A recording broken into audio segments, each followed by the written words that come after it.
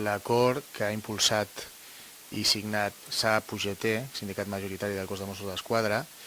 i al qual s'han adherit, per cert, la resta de forces sindicals, és la consecució d'un objectiu que tenia tot el col·lectiu, consistent en l'equiparació dels Mossos en quant a percepció de sou als col·lectius operatius del Departament d'Interior, agents rurals i bombers. Amb aquest acord, que continua el procés que ja havíem iniciat a l'octubre de 2006, on recordo que ja vam aconseguir una pujada de 2.000 euros per tot el col·lectiu, en termes bruts, hem finalitzat, com deia, aquest procés i hem posat, si em permeteu, la cirereta. Hem aconseguit un altre increment de 2.000 euros per tot el col·lectiu de Mossos, inclosos aquells que no fan nits, amb la qual cosa ens equiparem definitivament amb el col·lectiu d'agents rurals. I pels companys que efectuen el 33% de la jornada en torn nocturn, hem aconseguit un increment, a part del que feia esment abans, de 1.260 euros. Aquest acord s'ha arrodonit amb d'altres mesures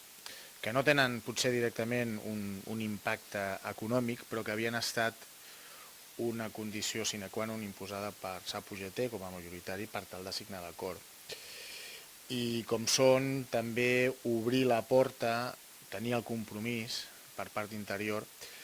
de negociar algun tipus de compensació econòmica per tots aquells companys que fan guàrdies i retents que fins ara estaven fent aquestes tasques sense cobrar res a canvi. Sembla ser que hem obert un nou front de discussió i es podrà aconseguir que finalment es remunerin. M'estic referint als companys que estan en unitats com investigació o informació,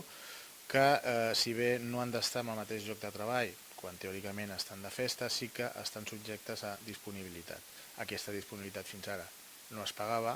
i entrarem a la discussió de com i quan es paga. A part d'això, també hem obert el front de poder establir un sistema d'horaris més coherent, racional i que s'aplica a tot el col·lectiu, amb menys flexibilitat, que pugui permetre que la gent sàpiga amb antelació quin dia treballarà i quin no. Fins ara he de dir que el sistema d'horaris que estem patint al cos és un desgavell i esperem que amb això es pugui conciliar la vida professional i la familiar.